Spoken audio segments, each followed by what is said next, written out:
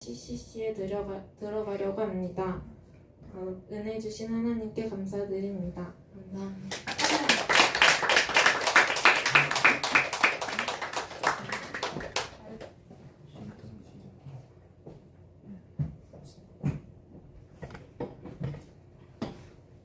우리 예림이 하겠습니다. 우리 박수해 주세요. 네. 안녕하세요. 오예림입니다. 제가 이번에 CCC 여름 수련회 다녀와서 많은 깨달음과 변화가 생겨서 이것들을 여러분들과 나누고자 이 자리에 섰습니다. 정말 너무너무 많지만 압축해서 말씀을 드립니다. 사실 별 기대 안 하고 그냥 청년들이 다 함께 모여서 예배하는 그 웅장한 사운드와 울림을 다시 한번 체험해보고 싶기도 했고, 휴학 중이라서 시간이 좀 남기도 해서 시간 비우기가 비교적 쉬워서 여름 수련회에 참여하게 되었습니다. 가는 김에 이왕이면 응답받으면 좋으니까 그 진로 문제나 이제 해결됐으면 하는 문제들을 조금 생각을 해봤습니다. 그냥 하나님이랑 좀 더 가까워지기 이 정도로 그냥 간단하게 생각해보고 수련회에 참여하게 되었습니다. 솔직히 제 캠퍼스가 아닌 언니의 캠퍼스로 참여하는 것이었기 때문에 새로운 사람들을 만날 기대를 더했던 것 같습니다. 이런 마음을 갖고 수련회에 참여하게 되었지만 첫날부터 이런 가벼웠던 저의 마음이 너무나도 무거워지게 되었습니다. 왜냐하면 제가 마주하고 싶지 않았던 구석에 꽁꽁 숨겨놨던 죄들을 마주하게 되었고, 여름 수련회 내내 죄 고백만 하다가 왔습니다. 첫 번째로는 하나님만 사랑하지 못한 죄입니다. 알고 있던 죄이지만 이것을 죄라고 여기지 않았던 것 같습니다. 하나님만 사랑하게 하소서라는 찬양을 그 첫째 날에 불렀는데 그 가사를 통해서 하나님만 사랑하지 않은 것이 큰 죄임을 깨닫게 하셨습니다. 저는 사랑하는 게 너무나도 많았기에 하나님만 사랑할 수 없었습니다. 세상을 사랑했고 하나님이 지으신 피조물인 사람들을 너무 사랑했습니다. 하나님보다 더 사랑했습니다. 이것이 잘못된 것임을 깨닫고 하나님께 너무 죄송해서 눈물이 많이 났습니다. 두 번째는 LTC 교육 시간을 통해 깨닫게 되었습니다. 바로 전도와 지상 명령 성취를 잊고 살았다는 것입니다. 마태복음 28장 19절에서 예수 그리스도께서 모든 세대의 그리스도인들에게 제자 삼으라고 명령하셨다고 말씀하십니다. 또한 예수 그리스도가 있는 사람은 누구나 선교사이며 예수 그리스도가 없는 사람은 누구나 선교지인 것을 깨달았습니다. 내가 꼭 다른 나라에 가서 선교를 하지 않더라도 내 안에 예수님이 계신다면, 복음을 안다면 내가 선교사이고 복음을 전해야 한다는 것입니다. 가장 충격적이었던 것은 주님이 재림하시면 모든 사람을 심판하시기 때문에 주님이 다시 오시기 전에 긴급하게 복음을 전해야 한다는 것이었습니다. 지상 명령 성취의 긴급성이 저에게는 너무나도 충격적으로 다가왔습니다. 지금까지 하나님의 가장 중요한 명령인 지상 명령 성취를 쏙 빼놓고 살았다는 것을 깨달으면서 지금까지 내가 뭘 하고 있었던 거지 하면서 머리를 한 대 맞은 것 같았습니다. 또한 지상 명령 성취를 돕기 위해서는 자신의 시간과 재능 그리고 재산을 어떻게 쓸 것인가에 대해 전략적으로 신중하게 계획을 수립해야 한다고 합니다. 이것은 내 모든 것을 지상 명령 성취에 우선순위를 두고 그것을 위해 하나님이 사용하고자 하신다면 기꺼이 기쁘게 순종하며 드려야 한다는 것이었습니다. 이것이 삶의 우선순위를 온전히 하나님께 두고 있을 때 가능한 것입니다. 여기 어른들도 계시고 어린 친구들도 있어서 조금 웃기게 들릴 수도 있지만 저는 지금까지 결혼이 저에게 가장 중요한 목표였습니다. 하루빨리 결혼해서 믿음의 가정을 꾸리고 싶다는 저의 목표는 저의 소망이 되고 결국 너무나도 큰 우상이 되었습니다. 하지만 그것은 생명하고 번성하라는 하나님의 말씀에서 비롯된 것이기에 우상으로 생각하지 않았고 이것도 하나님의 뜻이니까 하면서 우상인 줄 모르고 살아왔습니다. 결혼이 저에게 얼마나 큰 우상이었냐면 제가 진로를 선택할 때도 재정관리를 할 때도 인생의 계획을 세울 때도 모든 것을 결혼에 초점을 두고 어떻게 하면 빨리 결혼을 할 수 있을까 하고 고민을 해왔습니다. 그 우상은 제가 20살 때 지금의 남자친구를 만나고서부터 더욱더 커졌습니다. 그 전에는 한 학기 동안이지만 CCC를 하면서 선교에 대한 꿈을 키워나갔습니다. 하지만 현재 남자친구를 하나님이 보내주셨다는 확신이 들었을 때부터는 선교는 아예 생각도 나지 않고 결혼만이 유일한 소망이 되어 살았습니다. 하지만 이번 여름 수련회를 통해 지상 명령 성취가 그 무엇보다도 시급한 문제이며 주님의 지상 명령보다 더 위대한 명령은 없다는 것을 깨달으면서 결혼이 나의 우상이었음을 깨닫게 되었습니다. 이 위대한 명령을 잊고 살았다는 것이 너무나도 큰 죄로 다가와 울며 하나님께 용서를 구했습니다. 그날 기도를 하며 20대의 11조를 주님께 드리고 싶다는 마음을 주셨습니다. 가장 젊고 건강한 청년의 때에 지상 명령 성취에 더욱 힘써야겠다고 생각했습니다. 그러기 위해서는 전도하는 방법을 배워야 되겠다고 생각을 했는데 제가 수련회 가기 전에 다짐했던 것 중 하나가 은혜 받아도 절대 CCC에 가입하지 말자였습니다. 왜냐하면 다가올 학기가 너무나도 바쁘기 때문에 현실적으로 그럴 여유가 없다고 생각을 했습니다. 하지만 수련회 기간 동안 날이 가면 갈수록 CCC의 필요성을 느끼게 하셨고 모든 상황이 CCC를 하는 것이 좋을 것 같다고 말하는 것 같으면서 점점 마음의 문이 열리게 되었습니다. 아마 가입을 할 것 같습니다. 다음 학기에는 너무 바쁠 걸 알지만 하나님이 도와주시고 감당해낼 수 있게 하실 것이기 때문에 걱정되지 않습니다. 오히려 어떻게 인도하실지 기대가 됩니다. 이렇게 한 학기 동안 CCC를 통해서 전도 훈련을 받고 이번 겨울에는 단기 선교를 갈 예정입니다. 이렇게 많은 제 고백을 하게 하시고 저의 우선순위를 재정립하면서 너무나도 큰 우상이 깨지고 나니 진로 문제도 자연스럽게 해결되었습니다. 이제 저는 무엇을 해도 상관이 없습니다. 돈을 많이 못 벌어도 좋은 집에서 편하게 살지 못해도 다 괜찮습니다. 이전에는 결혼을 해서 안정된 가정을 꾸려야 했기 때문에 돈도 절대 포기 못했습니다. 하지만 지상 명령 성취의 긴급성을 깨닫고 나서는 나는 천국의 본향인 나그네이기 때문에 세상의 것에 소망을 두지 않아야 한다는 것이 이제 정말 마음으로 와닿았습니다. 지금껏 그래왔듯이 하나님이 채우실 것이기 때문에 하나님께 맡겨드립니다. 이전에는 말로만 맡겼지만 이제는 정말로 맡길 수 있습니다. 그래서 저는 진로 선택뿐만 아니라 모든 선택이 있어서 자유로워졌습니다. 미래를 위해 아무 계획을 하지 않는다는 것이 아니라 지금 당장 나에게 주어진 일들을 열심히 하면서 살다 보면 하나님의 선하신 계획 속 퍼즐이 하나씩 맞춰질 것이기 때문입니다. 진리가 너희를 자유케 하리라 라는 이 말씀이 저에게 실체가 되었습니다. 우리는 하나님 나라의 국가대표들이라고 생각합니다. 올림픽에서 우리나라 선수가 다른 나라를 위해서 뛰거나 다른 나라와 타협을 보는 것은 절대 있을 수 없는 일이라고 생각합니다. 오직 성령이 너희에게 임하시면 너희가 권능을 받고 예루살렘과 온 유대와 사마리아와 땅끝까지 이르러 내 증인이 되리라 하시니라. 사도행전 1장 8절. 우리가 지금 영향력을 끼칠 수 있는 곳인 우리의 예루살렘에서부터 시작해야 한다는 것을 깨달았습니다. 더 나아가 전 세계에 그 무엇보다도 기쁜 소식인 복음을 모르는 사람이 한 사람도 없게 해야 한다고 생각했습니다. 저는 나중에 천국 가서 하나님한테 너 뭐 하다 왔냐고 혼나기 싫습니다. 이렇게 저의 결혼이라는 큰 우상이 깨지면서 저의 우선순위가 바뀌게 되었고 하나님 안에서 자유로운 상태가 되었습니다. 마지막으로 저는 천국 소망이 무엇인지 정말로 깨닫게 되었습니다. 사실 천국에 소망을 두라는 말씀은 너무 많이 들었기 때문에 머리로는 그렇게 해야지 내 마음의 우선순위를 천국에 둬야지 소망을 천국에 둬야지 했는데 저는 이 땅에 소망을 두고 살았습니다. 사실 제 상태를 알고는 있었지만 천국 소망이 뭘까 마음에 와닿진 않았습니다. 하지만 이번 여름 수련회를 가서 약 13,000명의 청년들이 모여 하나님이 지으신 자연 속에서 찬양하며 예배를 드리고 기도하는 그 저녁 집회 현장이 저는 천국 같았습니다. 첫날 저녁 집회를 하고 저는 매일매일 빨리 예배드리고 싶다고 말했습니다. 처음이었습니다. 제가 예배드리고 싶다고 제 입으로 말한 것은 처음이었습니다. 사실 지금까지 저는 아빠가 목사님이니까 그런 가정에서 태어났기 때문에 거의 반강제로 교회를 다녔습니다. 어렸을 때 천국에 가면 영원토록 예배를 드린다는 것을 알게 되었는데 이것이 저를 힘들게 하고 시험에 빠지게 되었습니다. 난 예배가 싫은데 어떡하지? 예배가 지루하고 재미없고 너무 힘든데 영원토록 찬양하고 예배한다? 아 진짜 큰일이네 이렇게 생각을 했습니다. 정말 큰 문제죠. 그래서 예배의 기쁨도 느끼지 못하고 그냥 하나님과 우호적인 관계를 유지하고 가족의 평화를 위해 예배를 드렸습니다.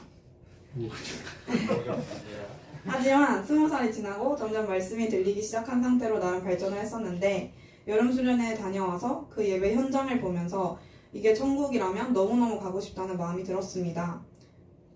그 PPT 앞으로 2장만 넘겨주시겠어요? 네. 이게 엄청 사람들이 이렇게 돌면 엄청 많은데 보시는 것보다 더 많아요. 그래서 이 현장이 진짜 천국같이 느껴졌고 이걸 보면서 천국 소망을 갖게 됐습니다. 네, 함께 두 손 들고 뛰놀며 찬양하고 하나님의 인자하심을 느끼는 그 뜨거움이 너무나도 행복했습니다. 심지어 천국에서는 육체의 부활이 일어나 몸이 힘든 것을 하나도 느끼지 못한다는 엄청난 메리트가 있습니다. 사실 그렇게 뛰어놀고 나면 너무너무 힘들어서 다음날 죽을 것 같은데 천국에서는 육체의 힘듦을 느끼지 못한다는 게 정말 천국 소망을 갖게 하는데 되게 도움이 된 것 같아요. 너무 힘든 걸 느꼈으니까 천국에 가면은 힘든 게 없다고 하니까 더 가고 싶어진 것 같아요. 그래서 매 저녁 집회가 기다려지고 너무 빨리 찬양하고 싶고 그랬습니다. 예배의 기쁨이 회복된 것입니다. 천국 소망이 회복되니 이 땅에 소망을 두지 않게 되었습니다. 그리고 저는 1부에는 피아노를 치고 2부에는 드럼을 치니까 찬양 시간에 두 손을 들고 찬양한 적이 없었습니다. 두 손을 들고 찬양할 기회도 없었고 익숙하지도 않았습니다. 그런데 여름 수련회 가서 두 손 들고 찬양하는 기쁨을 알게 되었습니다. 첫날부터 자연스럽게 그냥 두 손이 들렸습니다. 두 손을 들고 찬양할 때 너무나 자유로운 느낌을 받았고 행복했습니다. 제가 이렇게 받은 은혜가 엄청 많고 깨달은 게 많은데 이것이 수련의 짧은 은혜로 끝나지 않도록 같이 기도해 주셨으면 좋겠습니다. 감사합니다. 제가 CCC를 별로 안 좋아하는데 좋아하게 만드네요.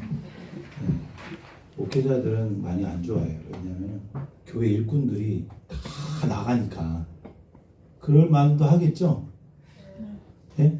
뭐 저는 CCC를 해본 적이 없기 때문에 근데 여기 변화받고 교회 일꾼들이 어떤 단기 선교 가고 어디 가고 그런 생각이 드는 거예요. 아, 다 같은 주의 일인데 그것도 내 욕심이구나. 저는 우리 딸들이 다 가 있고 또 우리 예성이 예인이 가 있고 못 간 청년들이 있어서 좀 많이 아쉬웠고 하지만 내년에 더 많이 갈 거고 또 더 많은 청년들이 갈 거고 저는 그렇게 될 줄 믿습니다. 그래서 우리나라에서 지금은 선교회 중에 정말 잘 사역하는 데는 CCC가 제일 잘 하고 있는 것 같고 물론 다른 선교단체도 많이 있지만 교회가 전도와 선교를 잘 못하기 때문에 선교회에서 이렇게 돕지 않나 그런 생각을 많이 하고요. 저도 이제 영상을 틀어서 예배 수련회 예배 저녁 예배 같이 참여했는데 작년과 다르게 올해는 저는 찬양이 시작하면서부터 계속 우는 거예요. 말씀 들을 때도 계속 울고. 그래서 제가 예수동의 일기를 쓰면서 그런 마음이 들었어요. 주님, 왜 이렇게 눈물이 나죠? 그때 주님이 제 마음속에 그런 응답을 주셨어요. 나의 임재 때문이다. 나의 임재 때문이다. 내가 거기 있었고 여기도 있다. 주님의 임재를 경험한 사람은 다 눈물 흘리고 슬퍼하고 죄로 인해서 애통하고 주님을 만난 기쁨과 감사 때문에 아까 얘기했듯이 저도 막 천국에 있는 것 같은 거예요. 근데 천국은 슬픔도 없죠. 질병도 없죠. 고통도 없죠. 몸이 또 부활하잖아. 그리고 하나님 직접 보잖아요. 그렇죠? 그러니까 이거는 게임도 안 되는 거예요, 사실. 하여튼 귀한 간증 너무 감사하고요. 네? 뭐야? 빼먹은 거 있어요? 있으면 알려주세요. 예림이가 간증문을 썼는데 한 5페이지를 썼더라고요. 그래서 야, 너 되게 많다. 오늘 설교를 좀 줄여야 되겠다. 그래서 저번에는 10페이지 온 거였는데 오늘 5페이지 온 건데 하여튼 최선을 다해서 제가 꿈꾸는 예배가 뭐냐면 찬양 엄청 많이 하고요. 그리고 매주 간증자가 있는 거예요. 억지로 세우는 게 아니라 정말 하나님을 만난 기쁨으로 매일 간증하는 사람들이고, 사실 간증은 제대로 된 간증을 하면 설교보다 더 강력해요. 왜냐하면 자신의 체험을 전한 아이 메시지, 내 체험. 근데 사람들이 설교를 듣기 싫어하는 것은 유 메시지거든요. 당신이 이렇게 하십시오. 여러분 이런 유 메시지를 듣기를 좋아하는 사람은 그렇게 많지 않아요. 정말 깨어진 사람, 하나님 뜻대로 살고 싶은 사람은 어떤 말씀이 떨어져도 당신이 이렇게 하십시오 했을 때 아멘 하는데, 자아가 깨어지지 않는 사람은 절대 하기 힘든 게 설교 듣는 겁니다. 그래서 여러분, 말씀이 들리는 게 너무 중요한 거예요. 말씀이 들려야 돼요. 설교자를 탓할 수 있어요. 저 목사님은 뭐 목소리 톤이 이상해, 설교 내용이 발음도 부정확해. 그거 문제되지 않아요. 그건 하나의 도구일 뿐이에요. 하나님은 하나님의 말씀을 여러분 심령 속에, 열려진 심령 속에, 겸손한 심령 속에 직접 넣어주셔요. 설교자의, 제가 설교 준비할 때도 성령께서 역사하시고, 설교문을 또 쓸 때 성령께서 또 깨달음을 주시고, 말씀을 선포할 때 또 달리 역사하셔요. 근데 더 중요한 거는 여러분이 말씀을 받을 때에 성령께서 또 역사하시면 목사님이 말씀을 전한 것 플러스 알파로 역사하셔요. 그러니까 몇 단계를 거쳐서 성령의 감동으로 역사하시기 때문에 여러분은 정말 그 말씀대로 살기를 갈망하는 심령이 있다면 그 사람에게 하나님은 반드시 응답해 주세요. 말씀으로 응답해 주세요. 오늘 말씀이 시편 131편인데 그 시편 131편에 그 제목이라고 할까요? 그 맨 위에 뭐라고 적혀져 있어요? 여러분 성경책에 다윗의 시, 그 성전에 올라가는 노래. 다윗의 시 성전에 올라가는 노래가 시편 119편이 끝나고 120편부터 계속 시작이 돼요. 즉 이거는 예배자로서 성전에 올라가면서 어떤 마음을 가지고 예배자는 이런 마음으로 이런 태도로 하나님께 예배드려야 된다 라는 것을 계속적으로 알려주고 있어요. 그런데 제가 원래는 요한복음 그 2장 예수님의 성전 정화 말씀을 다 준비를 했는데 하나님께서 어제 이 131편을 묵상을 하는데 너무 강력하게 저를 만져주시는 거예요. 제가 사실 염려와 근심이 있었거든요. 갑자기 하나님께서 이사를 몰아가시는데 제가 의도한 것도 아닌데 해결해야 될 게 너무 많은데 갑자기 내 안에 평안이 없어져 버렸어요. 염려와 근심으로 너무 수고하고 무거운 짐을 제가 지게 됐는데 내가 정말 하나님을 신뢰하지 않고 있구나. 근데 이 말씀이 저를 치료해 주셨어요. 저는 요번에 시편을 이렇게 통독을 하면서 이렇게 인생 시편이 왜 이렇게 많아? 무슨 말인지 알죠? 인생 시편. 나이가 들면 들수록 시편이 너무 좋아. 꼭 좋으라는 말은 아닌데 좋아야 된다는 말. 여러분만의 그 말씀이 있죠? 나는 뭐 전도서가 너무 좋아, 잠언이 너무 좋아. 저는 로마서가 너무 좋아요. 로마서를 통해서 하나님 만났어요. 저는 시편을 통해서 만나요, 요즘에. 시편. 그래서 이제 제가 서점에서 시편 묵상이라는 책을 샀는데 그 시편 묵상을 쓴 목사님 이름이 김정준 목사님이에요. 사실 저는 잘 몰랐는데 그 책을 펼쳐보면은 이 목사님에 대해서 쭉 이제 이 저자의 이력에 대해서 나오는데 이 목사님은 우리나라의 큰 신학자이시고 큰 목사님이시래요.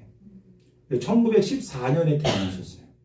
그리고 1981년에 돌아가셨는데 30대 초반의 일제시대를 이렇게 겪으면서 정말 수많은 말할 수 없는 그 고난과 고통과 옥살이와 정말 말할 수 없는 그 고난의 그 삶 속에서 시편을 실제로 경험하게 된 거예요.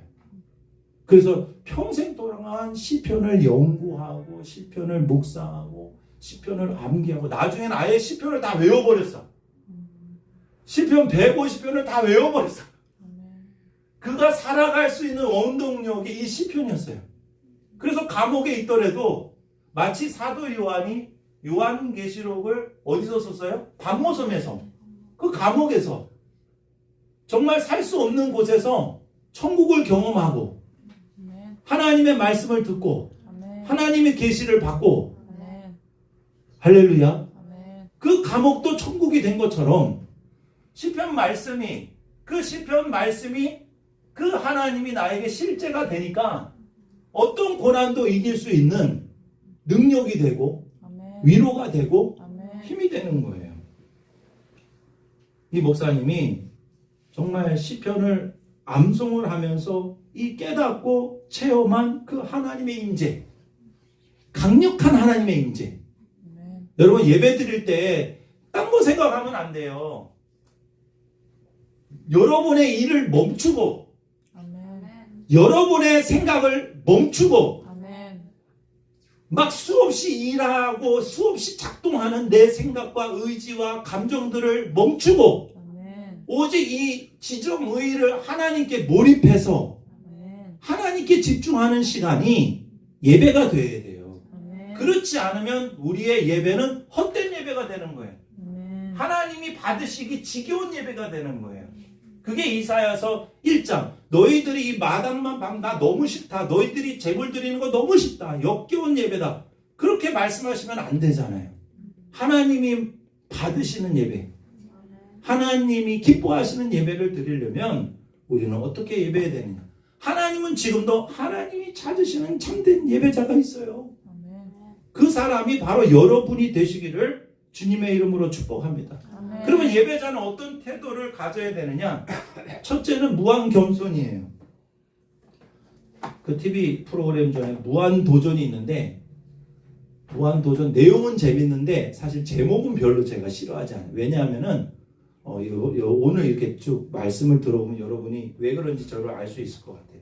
오늘 말씀의 내용은 예배자의 태도고 참된 신자의 태도고 천국 백성들의 모습이에요. 예배드리는 사람은 하나님 앞에 무한히 겸손해야 된다. 아멘. 1절 읽어주세요. 1절 131편 1절 시작. 여호와여 내 마음이 교만하지 아니하고 내 눈이 오만하지 아니하며 내가 그 일과 감당하지 못할 놀라운 일을 하려고 쓰지 아니하나이다. 다윗이에요. 다윗이 왕이라는 것을 여러분 참고를 해주세요. 그런 느낌으로. 여호와여 내 마음이 교만하지 않고 내 눈이 오만하지 아니하며 내가 큰 일과 감당하지 못한 놀라운 일을 하려고 힘쓰지 않겠습니다. 즉 이 말은 뭐냐? 다른 세 번역으로 보면 주님 이제 내가 교만한 마음을 버렸습니다. 그러면 그 전에는 교만했다라는 거죠. 내가 교만을 이제는 버렸습니다. 내가 오만한 길에서 이제 돌아섰습니다.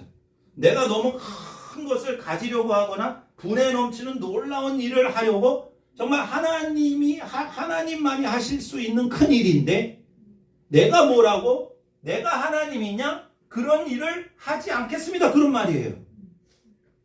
즉 교만과 오만은 다 어떤 뜻이 있느냐면 자기를 높이는 거예요. 높이는 거. 계속 자기를 높이는 거예요. 마음을 높이고 눈을 높이고 여러분 사람 이 세상의 가치는 뭐냐면요. 자꾸 높아지는 거예요. 맞죠? 네. 여러분 세상의 가치는 낮은 걸 못 참아. 그걸 비굴하게 느껴.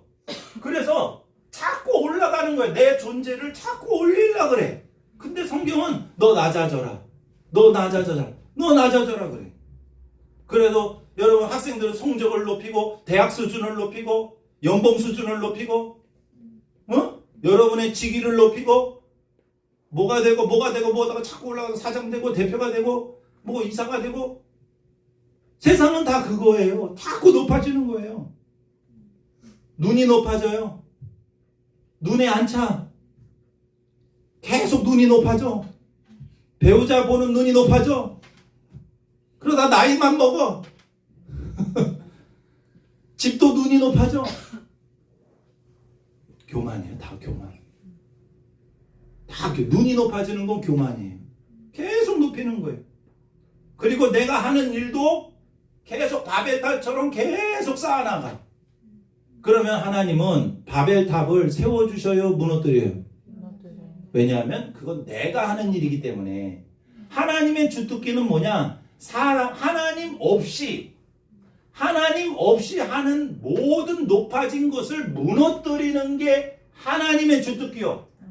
그래서 하나님은 겸손한 자에게 은혜를 주시지만 교만한 자를 대적한다고 말씀하고 있어요.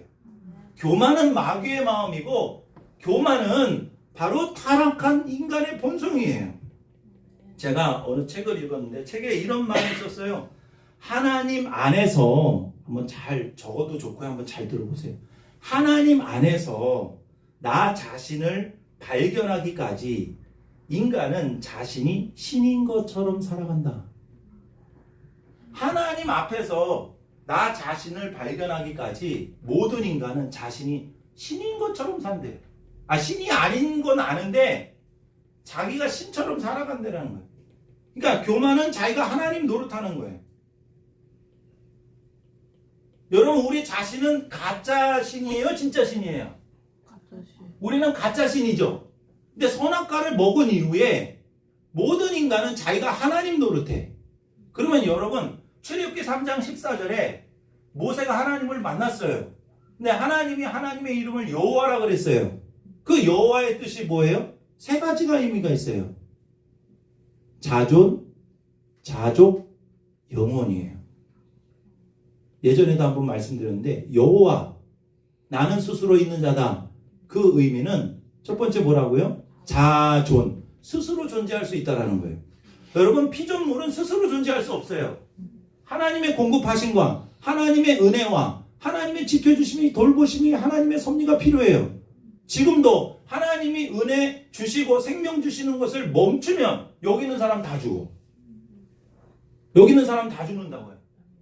하나님이 이 우주를 붙들고 계시는데 그 붙들고 있는 그 힘을 끊어버리면 엉망진창이 되는 거예요. 우주의 질서가 깨져버리는 거예요.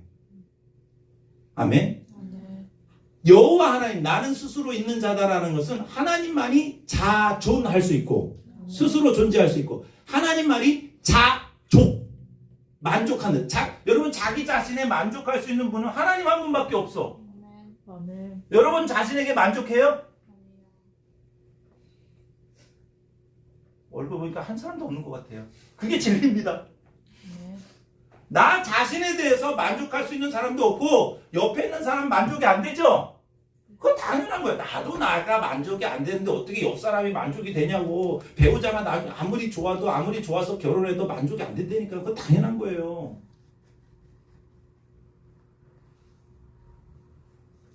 하나님만이 하나님 자신에 대해서 만족할 수 있는 충만함을 갖고 계시는 거예요.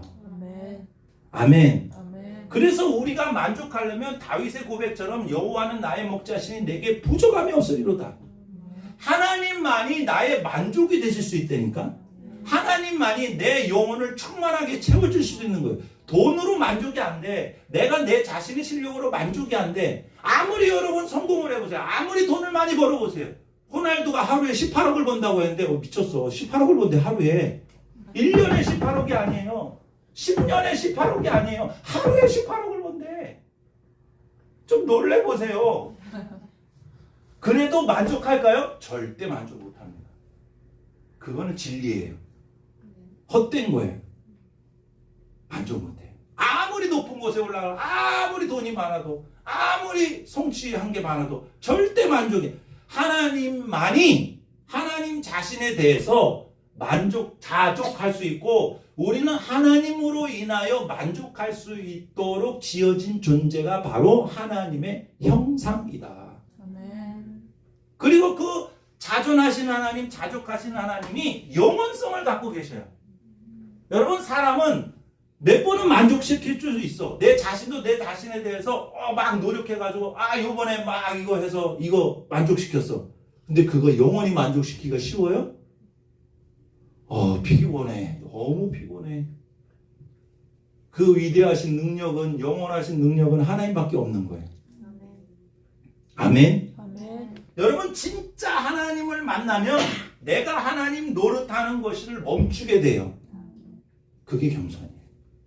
겸손은, 진짜 겸손은 내가 하나님 앞에 서는 거예요. 여러분, 진짜를 만나면 가짜는 어떻게 돼요? 깨갱하는 거야. 그 깨갱이 겸손이야. 주님 앞에 서면 나는 아무것도 아닙니다. 사람 앞에 서는 게 아니에요. 주님 앞에 서면. 아멘. 우리는 언젠가 주님 앞에 서게 되잖아. 그러니까 매일매일 주님 앞에 서는 훈련을 해야 되는 거지. 아멘. 여러분 전도할 때 이런 멘트 좋을 것 같아요. 이 땅에는 어느 나라든 다 종교가 있는데 종교가 없는 나라가 없어요. 이렇게 얘기를 한 다음에 다 이게 선교 가고 전도 가잖아요. 어느 나라든 다 있는 게 있는데 그게 뭔지 아세요? 릴리전. 종교입니다. 종교. 근데 많은 종교들이 있잖아요. 기독교도 있고 불교도 있고 뭐 일본에 가면은 뭐 종교 엄청 많잖아요. 엄청 많은데 그런데 혹시 사탄교라고 들어보셨어요? 사탄교? 사탄교가 있어요? 없어요? 있어요. 북미하고 유럽에는 사탄을 숭배해. 근데 사탄교에도 기독교처럼 이 정경이 있어요. 우리는 성경이 있는 것처럼 사탄경이 있는데 거기에 맨 처음 나오는 게 뭐냐? 뭐죠? 네가 네 인생의 주인이다. 그게 사탄경의 첫 번째예요.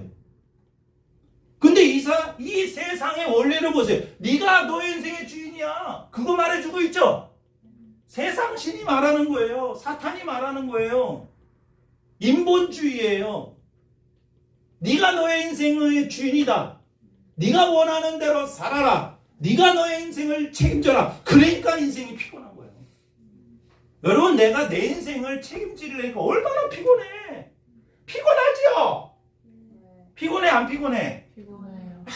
공부는 끊임없이 없고 연구하는 건 끊임이 없고 일하는 건 끊임이 없고 같은 일을 해더라도 하나님이 날 책임져 주실 거를 믿고 일하는 거와 불안해서 일하는 것은 천지차이예요. 똑같은 일을 해더라도 아멘? 아멘. 하나님이 내 인생의 주인이다라는 것을 믿고 주님과 함께 동행하면서 주님이 주시는 공급하는 그 힘으로 지혜로 살아가는 것과 하나님의 공급하심이 전혀 없는 상태에서 하나님의 자원이 하늘 자원이 단절된 상태에서 일하는 것은 완전히 다르다. 인생이 완전히 다르다. 그러니까 여러분 자기가 인생의 주인이 돼서 자기가 인생을 해결하고 높임을 받아야 속이 시원한 게 교만이에요. 그러니까 자꾸 올라가. 여러분 하나님만 높여야 되는데 자기가 하나님 노릇하려니까 하나님이 아닌데 하나님 노릇하려니까 뭐 거창한 일을 하려고 그러고 그죠? 큰 일을 하려고 그러고 맞습니까? 위대한 일을 하려고 그러고 그런 거 힘쓰지 않겠다. 왕임에도 불구하고 그런 거 안 하겠다. 하나님이 하라고 하는 것만 하겠다. 하나님이 말씀하지 않는 건 안 하겠다. 주님 말씀하시면 내가 뭐죠? 주님 말씀하시면 내가 나아가리라. 주님 뜻이 아니면 내가 멈춰서리라. 다윗은 성전 건축하고 싶었어. 평생의 소원이야. 근데 하나님이 하지 말아라. 너 전쟁을 너무 많이 했으니 피를 많이 흘렸다. 네 아들 솔로몬이 하도록 도와줘라. 그래서 주님이 말씀하셨어. 아멘. 그 이상을 넘지 않겠다라는 말이에요. 주님이 말씀하신 만큼만 하겠습니다. 주님의 음성 귀 기울이겠습니다. 그러니까 진리가 너희를 자유케 하리라. 그게 자유예요. 그게 자유. 그게 자유. 염려하지 않고 불안해하지 않고 주님의 말씀이 항상 해답이 돼서 인간은 우리가 먼지 같은 존재라고 말을 하고 있어요. 여기 박성민 목사님, 목사님이 그런 비유를 하더라고요. 먼지도 어떤 존재냐? 우주가 너무너무 넓은데, 근데 그 우주를 만드신 분이 누구예요? 하나님. 그럼 하나님은 더 크신 분이죠? 여러분 생각해 보세요. 내가 뭐 어떤 하나를 볼펜을 만들었어. 그럼 볼펜이 커? 만든 사람이 커? 만든 사람이 큰 거예요. 우주, 저 위대한 그 큰 우주. 어떻게 측량할 수도, 망원경으로 다 볼 수도 없는, 아무리 좋은 망원경으로도 다 볼 수 없는 우주를 하나님이 만드셨는데 그 하나님은 우주보다도 더 큰데 여러분 나 우경환이라는 존재는 그 우주에 비하면은요 있었나? 우경환이라는 존재가 있었나? 그죠? 근데 먼지 같은 티끌 같은 우리를 그 한 사람 한 사람을 하나밖에 없는 것처럼 너무너무 사랑하셔서 나를 위해서 하나님의 아들을 보내서 죽이고 살렸어요. 그게 여러분 말이 돼요? 어떤 느낌이 드느냐면요. 여러분 너무 조그마하면 이렇게 확대하면 커지지. 내가 너무 작은 존재인데 하나님이 전능하신 눈으로 이렇게 자꾸 확대를 해. 이렇게 하면 확대되죠. 이렇게. 그래서 엄청 크게 만들어. 그래서 널 사랑한다. 사랑하니까 사랑한다. 그게 저는 감당하기가 너무 힘들더라고요. 말도 안 되는 사랑 아닙니까? 여러분 진짜 하나님을 만나면은 우주보다도 더 크신 하나님이라니까. 근데 우리가 어떻게 하나님을 대적하고 하나님께 앞에서 까불고 부를 수 있어요? 하나님을 만나면 자연스럽게 우리의 태도는 겸손할 수밖에 없어요. 아멘. 하나님을 못 만났으니까 하나님 없다 그러고 하나님 대적하고 우리의 인생 앞에 죽음밖에 없는데도 불구하고 하나님이 마음만 먹으면 우리 죽일 수도 있고 살릴 수도 있고 높일 수도 있고 낮출 수도 있고 맞지요? 아니 맞아요 안 맞아요? 맞아요. 그럼에도 불구하고 지금 하나님은 참고 계시고 기다리시고 우리를 존중해주고 계시고 우리를 통해서 지금 모욕당하고 계시고 계속 참으시고 계속 받아주시고 아멘. 기다리고 계시고 하나님보다 이 사랑이 많으신 분이 어디 있습니까? 마태복음 18장 1절에 제자들이 예수께 나와서 천국에서는 누가 큽니까? 이렇게 물어봐요. 제자들이 예수님에게 천국에서는 누가 큽니까? 이렇게 물어보는 거는 그 뉘앙스는 뭐냐면 천국에 가는 것은 우리는 당연한데 천국에 가면은 누가 제일 큰 자입니까? 이렇게 물어봐. 그러니까 천국에 가는 거를 지금 기정사실로 물어보는 느낌이 들었어요, 저는. 그때 예수께서 한 어린아이를 불러서 그들 가운데 세우시고 진실로 너희에게 이렇게 말씀하셔요. 마태복음 18장에 나와요. 너희가 돌이켜 어린아이와 같이 되지 아니하면 결단코 천국에 들어가지 못하리라. 누구든지 이 어린아이처럼 자기를 낮추는 사람만이 천국에서 큰 자다. 그러니까 여러분 누가 천국에 가는 거예요? 어린아이와 같은 사람. 어린아이가 아니라 어린아이와 같이 부모의 권위를 인정하고 부모의 사랑을 안에서 부모를 신뢰할 수 있는 사람. 여기서 중요한 단어는 돌이켜라는 말이에요. 돌이켜 어린아이와 같이 되지 아니하면 결단코 천국에 들어갈 수 없다. 이 돌이켜라는 말은 방향전환을 하는 거예요. 여러분 사람은 태어나면서부터 어떤 마음을 가지고 있냐면은 교만한 마음을 갖고 태어나. 왜? 선악과를 먹었기 때문에. 누가 먹었어? 아담이 먹었어. 그 아담의 후예들은 아담의 DNA를 영적인 그 모든 DNA를 갖고 태어나기 때문에 영적으로 교만을 품고 태어나요. 그래서 처음부터 인생 끝까지 예수님 만나기 전에 항상 하는 일은 뭐예요? 나를 키우는 거야. 나의 존재를 위대하게 만드는 거예요. 그러면 하나님을 떠난 인생은 어떻게 돼요? 하나님과 멀어지면 멀어질수록 나를 키워 계속. 이해되세요? 근데 그거를 돌이켜서 하나님께 가까이 가면 갈수록 하나님께 가까이 가면서 하나님이 커져 보이는 거야. 그러니까 하나님이 크게 보이면 깨갱하게 되는 거지. 여러분 내가 정말 공부 잘하는 줄 알았는데 진짜 공부 잘하는 사람 만나면 자랑할 수 있어요? 없어요. 정말 내가 공부 잘해가지고 내가 실력이 좋아가지고 회사에 들어갔어.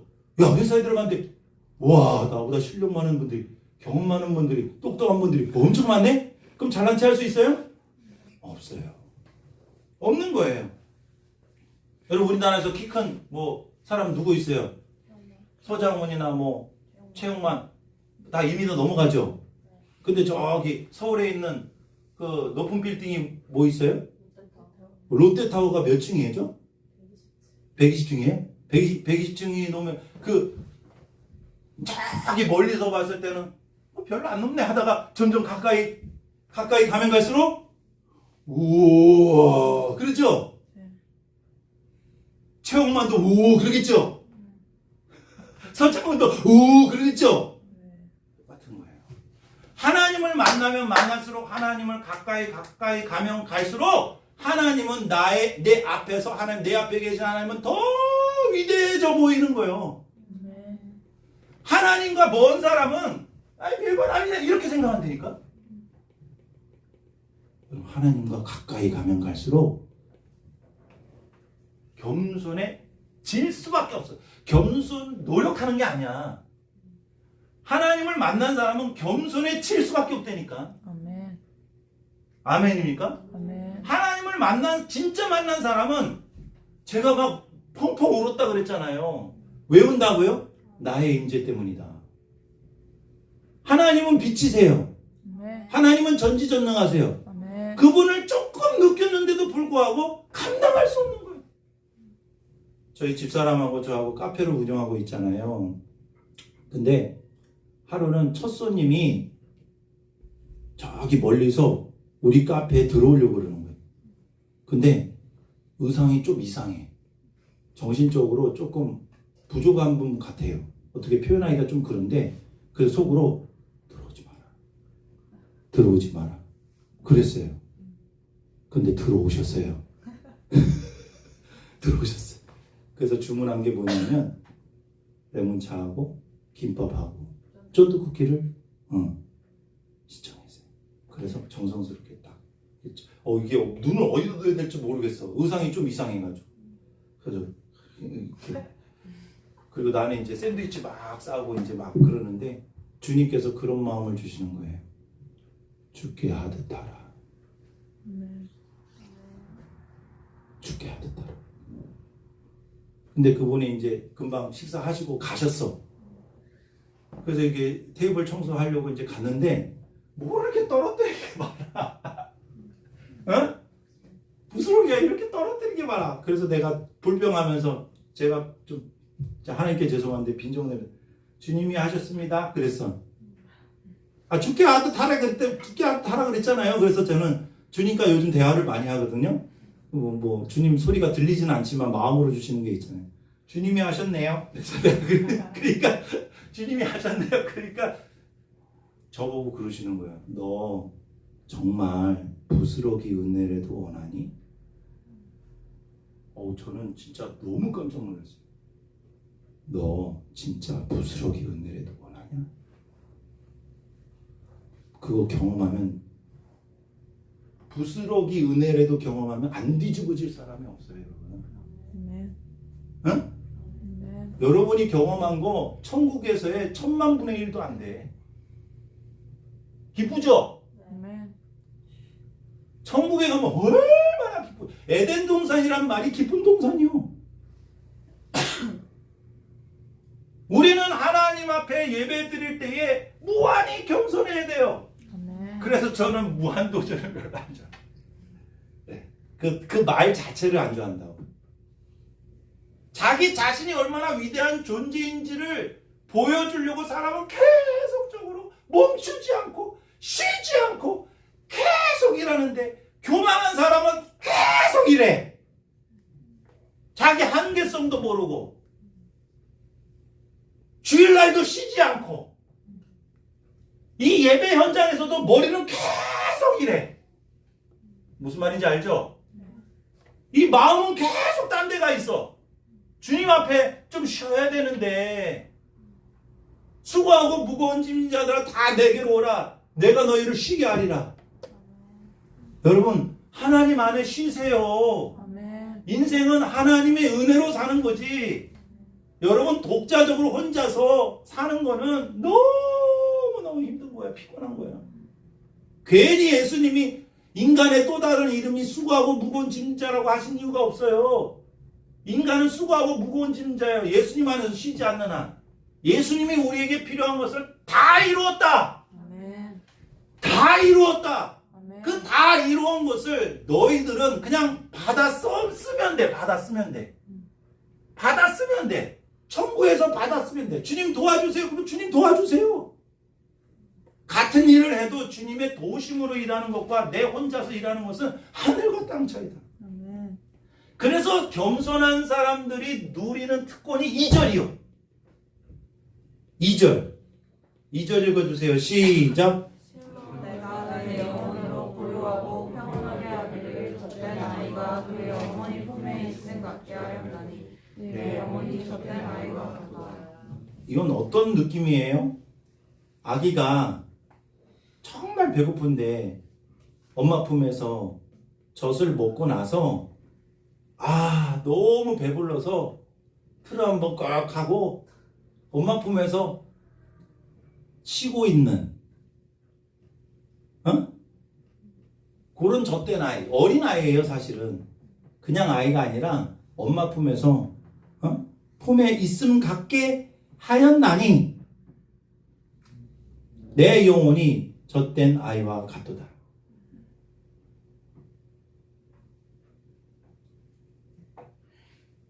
겸손한 사람이 누릴 수 있는 큰 평안, 대만족입니다. 여러분, 교만한 사람은 절대 평안을 누릴 수 없어요. 절대 교만한 사람은 만족함이 없습니다. 계속 욕심해요. 겸손한, 하나님 안에서 겸손한 사람만이 하나님이 공급해 주시는 그 은혜로 인해서 평안을 누리고 만족할 수 있어요.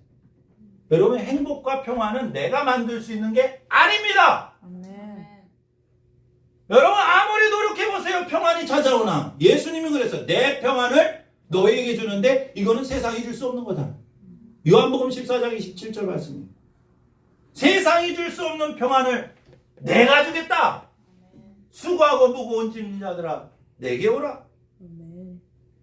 그래서 우리는 교만을 쳐서 바꿔서 돌이켜서 하나님께 가까이 가는 그 방향을 바꾸는 게 회개예요. 그래서 여러분, 첫 번째 큰 회개를 한 사람은 계속 회개를 해. 열매라는 것은 나무의 열매가 하나가 열리면 계속 열매가 맺히게 돼 있는 것처럼 진짜 하나님 앞에서 회개한 사람, 진짜 하나님 앞에서 방향 전환 한 사람은 날마다 회개하게 돼 있어요. 이거 회개의 열매예요. 수련회 가서 은혜 받는 거 좋아요. 근데 그들 중에서 진짜 회개한 사람이 있고 가짜로 그냥 회개한 사람이 있어요. 그냥 은혜 좀 받다가 마는 사람이 있어요. 진짜 회개해야 돼. 진짜. 진짜 회개해야 된다고. 그런 사람들만이 누릴 수 있는 특권이 뭐냐? 하나님이 주시는 평안과 만족감을 누릴 수 있다.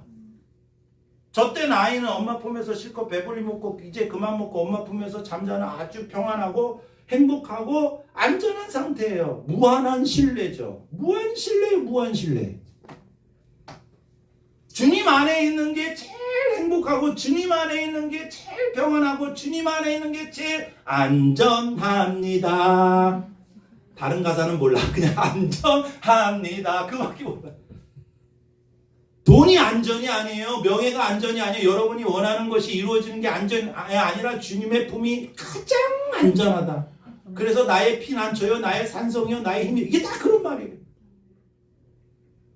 그런데 저는 이게 많이 속상했어요. 어린 아이들이 엄마의 그 부모님의 은혜를 먹고 자라면 교만해져서 엄마 품을 떠나. 그 다음부터 어린 아이가 아니라 아이가 돼요. 어린 아이에서 은혜를 받으면 교만해져서 아이가 돼서 이제 내가 뭐 할 수 있을 것 같아. 막 돌아다녀. 다리도 힘이 생겼어. 막 돌아다녀. 이거 만져 저거 만져. 막 선악과도 따먹고 뭐도 해고 막 해. 응? 교만. 이제 자기 세상에서 내가 뭐 좀 할 수 있을 것 같아. 그게 교만이라니까. 여러분, 하나님 앞에서 우리 모든 사람은 어린아이 같은 존재예요. 아무리 위대한 사람이라 할지라도 하나님은 우리를 보실 때 어린아이로 보지 어른으로 보지 않아요. 모든 걸 할 수 있다고 보지 않아요. 근데 이상하게 하나님의 은혜를 받고 사람들은 점점 교만해진다. 하나님의 품을 탈출한다. 그래서 자기를 위대하게 만들려고 해요. 그래서 교만한 사람은 늘 불안해요. 언제 떨어질지 몰라요. 그 불안은 견딜 수가 없어요. 겸손한 사람만이 누릴 수 있는 특권, 평안과 대만족입니다. 이런 사람은 소망이 박해요. 무한 소망. 어디다 우리가 소망을 두어야 되겠냐? 자, 3절 시작. 이스라엘아, 지금부터 영원까지 여호와를 바랄지어다. 하나님께 예배하는, 하나님이 찾으시는 예배자는 하나님 앞에서 무한 겸손하고 하나님을 무한히 신뢰하여 주님이 주시는 평안과 만족감을 누리게 되고 하나님이 원하시는 예배자는 다른 데 소망을 두지 않고 오직 하나님께만 소망을 두는 사람이에요. 오직 하나님. 여러분의 인생을 한번 보세요. 이거 하면 인생이 될 것 같아. 이게 하면 인생이 뭐 저기 행복할 것 같아. 이거 하면 될 것 같아. 근데 그게 반짝은 할 수 있어. 근데 영원히 우리를 지켜주는 거였나요? 아니에요. 여러분 소망이 바뀌어야 진짜 바뀌는 거예요. 내가 원하고 내가 바라고 내가 소망하는 분은 바로 주님이셔야 돼요. 그게 진짜 믿는 거예요. 전도와 선교는 이걸 말해주는 거예요. 보세요. 이스라엘아 지금부터 영원까지 여호와를 내가 체험한 것을 이스라엘에게 많은 사람들에게 내가 체험한 아이메시지 내가 체험한 하나님을 얘기해 주는 거예요. 그래야 효력이 있어요. 내가 안 기쁜데 내가 하나님 만나지도 않았는데 무슨 전도를 합니까? 내가 만난 하나님 전하면 돼. 어렵지 않아 선교가. 전도가 어렵지 않아. 내가 만난 내가 누리고 있는 기쁨 내가 예수님 만나서 삶의 목적이 바뀌고 삶의 소망이 바뀌고 죽음이 두렵지 않고 날마다 작은 일을 하든 하찮은 일을 하든 허드렛 일을 하든 어떤 일을 하든 저는 너무 기뻐요. 그거를 삶에서 보여주는 사람이 예수 만난 사람이고 하나님과 동행하는 사람이에요. 우리가 왜 그렇게 낙심하고 불안해합니까? 시편 42편 5절 읽고 마무리하도록 하겠습니다. 시편 42편 5절. 시편 42편 5절. 여러분 우리는 믿는 척 하지 말고 진짜 믿어야 돼요. 네? 믿음이 없는데 믿는 척 하지 말고 진짜로 하나님을 신뢰해야 돼요. 하나님을 신뢰하는 사람은 하나님을 소망할 수 있어요. 12편 5절 시작. 내 영혼아 내가 어찌하여 낙심하며 어찌하여 내 속에서 불안해하는가. 너는 하나님께 소망을 두라. 그가 나타나 도우심으로 말미암아 내가 여전히 찬송하리로다. 주님이 금요일날 저에게 그렇게 물어보시는 것 같았어요. 마음에. 네가 정말로 갈망하는 게 너를 만족시킬 수 있냐? 네가 그토록 갈망하는 게 너를 진짜 만족시킬 수 있냐? 여러분이 정말 원하는 게 뭐예요? 여러분 하나님이 여러분에게 너 원하는 게 뭐냐 내가 들어줄게 한 가지만 얘기해. 근데 그 원하는 게 여러분을 정말 만족시킬 수 있냐 이 말이에요. 여러분이 정말 소원하고 기대하는 게 소망하는 것이 여러분을 진짜 만족시킬 수 있냐 이거예요. 오늘 보면은 여기 12편 5절에 보면 내 영혼아 어찌하여 낙심하며 어찌하여 내 속에서 불안해하는가. 너는 하나님께 소망을 두라. 여러분 우리 인생을 살면서 낙심하고 불안할 때가 한두 번이 아니에요. 그거는 뭐의 문제냐? 소망의 문제라는 거야. 소망의 문제. 하나님께 소망을 두면 낙심과 절망과 염려와 두려움은 싹 사라진다. 사람 의식하고 다른 사람 하나님을 의식해야 되는데 다른 걸 의식하면 점점 불안해지는 거예요. 하나님이 크게 보여야 돼. 아멘. 환경이 크게 보이는 게 아니라 돈이 크게 보이는 게 아니라 하나님이 제일 크게 보이면 아멘. 절대 평안을 주세요. 아멘. 그래서 우리는 첫째도 겸손, 둘째도 겸손, 셋째도 겸손인 것처럼 1절은 무한 겸손, 2절은 무한 신뢰, 3절은 무한 소망입니다. 이게 바로 예배자에게 요구하시는 예배 태도예요. 하나님이 요구하시는 예배 태도예요. 예배자는 이런 마음으로 하나님께 예배드리러 올라가야 한다. 성전에 올라가는 노래다. 하나님 앞에 가까이 나아가기를 원하니 겸손해라. 맞지요? 하나님 품 안에 지금 들어간다. 하나님을 신뢰해라. 뭘 그렇게 걱정하냐? 뭘 그렇게 낙심하니? 하나님 안에서 쉬어라. 네가 하지 말라고 너는 그냥 순종만 해. 내가 해줄게. 네가 하는 게 아니야. 내가 하는 거지. 전도도 선교도 마찬가지예요. 하나님이 하시는 거예요. 우리가 어떻게 영혼을 변화시킵니까? 말씀만 전하는 거지. 주님의 사랑을 실천하는 거지. 아멘. 주님이 하십니다. 아멘. 주님이 소망이세요. 주님이 하시는 것을 잊어버릴 때 우리는 극도로 불안해집니다. 아멘. 아멘. 오늘 시편 131편 여러분 잘 묵상하셔서 너무 저는 위로받았어요. 131편 때문에. 엄마 품에서 떠나고 싶지가 않아. 떠나면 안 되지. 여러분 엄마 품에서 엄마 품이라는 한계를 딱 이렇게 거기 넘어가면 안 돼요. 네? 하나님 품에서 넘어가면 하나님 말씀에서 넘어가면 안 된다고. 오늘 주시는 말씀을 통해서 늘 천국 백성으로 참된 예배자로 주님만을 원하시고 주님만을 갈망하시고 우리의 인생 목표는 예수 그리스도. 아멘. 우리의 인생의 참된 위로자는 예수 그리스도. 예수 그리스도. 저는 백문일답이 왜 이렇게 좋아? 와, 그 자체로 엄청 은혜를 받는 거예요. 우리에게 꼭 필요할 배우자를 주실 분은 예수 그리스도. 아멘. 우리의 인생의 길이 되신 분은 누구십니까? 예수 그리스도. 우리의 인생을 영원히 책임져 주실 분은 누구십니까? 예수 그리스도. 모든 어떤 문제든 해답은 예수 그리스도. 그게 진짜 믿는 거예요. 아멘. 그게 기독교예요. 왜? 예수님은 생명이기 때문에. 아멘. 기도하겠습니다. 하나님을 만나기 전 우리의 모습은 너무나도 교만한 모습이었습니다. 조금이라도 잘하는 것이 있으면 나를 자랑하고 사람들을 판단하고 사람들을 무시하는 정말 하나님이 대적하실 만한 그러한 사람이었습니다.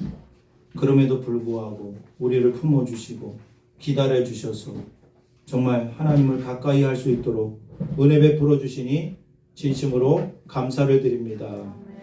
하나님, 사랑하는 성도들 날마다 예배자로서 살 수 있도록 도와주시옵소서. 날마다 겸손하게 하시고 주님만을 신뢰하게 하시고 주님께만 소망을 두는 우리 사랑하는 성도들 되기를 원합니다. 우리의 가진 것이 다 주님의 것입니다. 너무나도 감사하여 이 시간으로 우리의 재물의 일부분을 드리오니 주여 기뻐 받으시옵소서. 우리의 삶을 드립니다. 우리의 인생을 드립니다. 주님의 뜻대로 사용하여 주시옵소서. 감사드리며 예수님의 이름으로 기도드립니다. 아멘.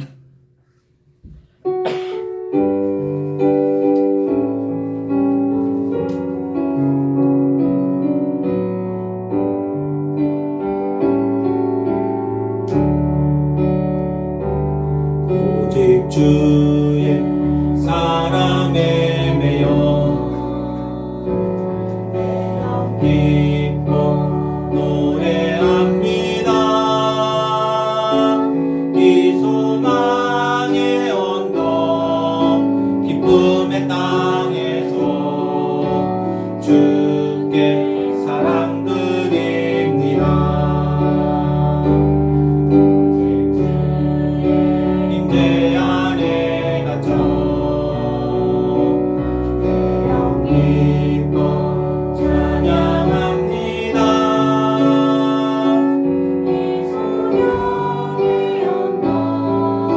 거룩한 땅에서 주께 경배드립니다. 주께서 주신 모든 은혜 나는 말할 수 없네. 내 영혼 즐거이 찬양합니다. 우리 자리에서 다 일어나셨으면 좋겠습니다. 우리 이제 단기 선교 떠나는 우리 계속 반주해 주시고요. 우리 단기 선교 떠나는 우리 태림이 잠깐 앞으로 나오세요. 이거 맞아요? 하나님께서 우리 태림이 우리 축복하고 우리 함께 기도하는 시간 가졌으면 좋겠습니다.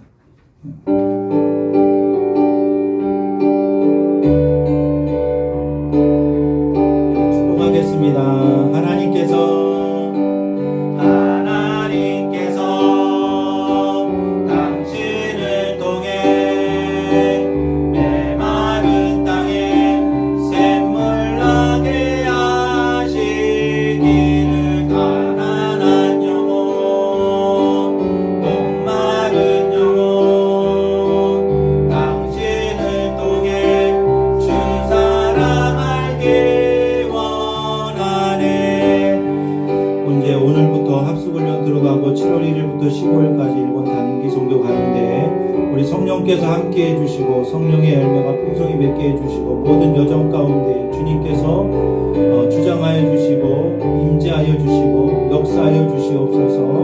하나님, 일본에서 만나는 모든 영혼들을 주님께서 주님의 마음으로 바라보게 하시고 하나님의 사랑을 흘려보내도록 하여 주시고 그들에게 꼭 필요한 하나님의 말씀을 잘 전달할 수 있도록 영혼육을 강건하게 하여 주옵소서. 주여 한번 해주시고 간절히 기도합니다. 주여, 사랑해 주님 감사합니다. 우리 사랑하는 우태림을 위해서 기도합니다. 사랑하는 당신의 청년 가운데 함께하여 주시옵소서. 일본 단기 선교를 떠납니다. 주님 역사하여 주시옵소서. 주님 만져 주시옵소서. 주님 인도하여 주시옵소서. 온전히 주님만을 바라보게 하여 주시옵소서. 하나님 아버지, 한 걸음 한 걸음 나아갈 때마다 주님의 마음을 알게 하여 주시고 주님의 음성을 듣게 하여 주시옵시고 온전히 주님의 뜻이 이루어질 수 있도록 주님 도와주시기를 간절히 원합니다. 하나님 아버지, 오늘 말씀처럼 주님만을 신뢰하고 주님 온전히 주님 앞에 겸손하며 주님만을 신뢰하고 주님만을 소망하는 참된 예배자가 되게 하여 주옵소서. 어떤 자리에 있든지 예배자가 되게 하여 주옵소서. 일본 땅에서 예배자가 되게 하여 주옵소서. 발걸음을 옮길 때마다 예배자가 되게 하여 주옵소서. 하나님 도와주시기를 간절히 원합니다. 성령님 역사해 주시기를 간절히 원합니다. 주님 역사해 주시기를 간절히 원합니다. 우리 사랑하는 성도들 역사하여 주시옵소서. 주님 만나게 하여 주옵소서. 하나님 역사하여 주시옵소서. 주님 인도하여 주시옵소서. 주님의 말씀이 진리되기를 원합니다. 주님의 말씀이 행복되기를 원합니다. 주님의 인도하심을 받게 하여 주시고 사랑하는 성도들 날마다 기도로 교통하게 하여 주시고 주님의 은혜와 진리가 충만한 모든 여정 될 수 있도록 하나님 인도하여 주시옵소서. 하나님 감사합니다. 우리 모든 사랑하는 성도들이 한 마음으로 기도하였습니다. 오늘 들은 말씀대로 정말 주님 앞에 나아갈 때마다 삶의 어떤 현장에 있든지 주님 앞에 참된 예배자가 되게 하여 주시옵소서. 어떤 사람을 만나더라도 내 앞에 하나님이 계심을 알게 하여 주시옵소서. 하나님 앞에 서는 삶이 되게 하여 주옵소서. 코람데오의 인생이 되게 하여 주시옵소서. 그럴 때만 우리는 겸손할 수밖에 없습니다. 사람이 보일 때는 교만할 수밖에 없지만 하나님이 보일 때는 겸손할 수밖에 없습니다. 하나님이 크게 보이게 하여 주시고 하나님 안에 절대 신뢰를 가지고 하나님께만 소망을 두는 우리 사랑하는 성도들 되게 하여 주옵소서. 우태림 청년의 모든 여정 가운데에 주님이 지켜주시고 인도해 주시고 공급해 주시고 역사해 주실 줄 믿습니다. 안전하고 건강하게 지켜주시며 그 땅을 향하신 하나님의 마음과 하나님의 사랑을 온전히 전달할 수 있도록 주님 하나님의 도구로 사용하여 주시옵소서. 이제는 우리 주 예수 그리스도의 은혜와 하나님 아버지의 무한하신 사랑과 성령님의 감화감동이로 함께 하심이 이 시간 사랑하는 쉴만한 물가교회 모든 성도들 위해 이제로부터 영원까지 함께하여 주시기를 간절히 축원하옵나이다. 아멘.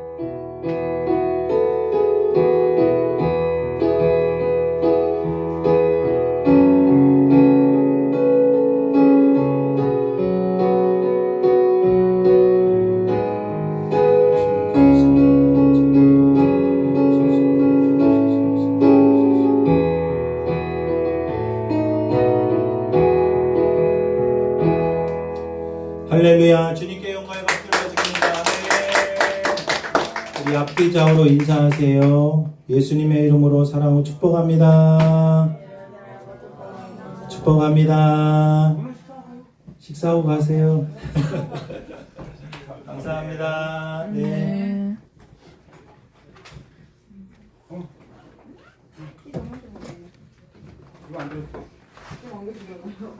어떻게 되나요?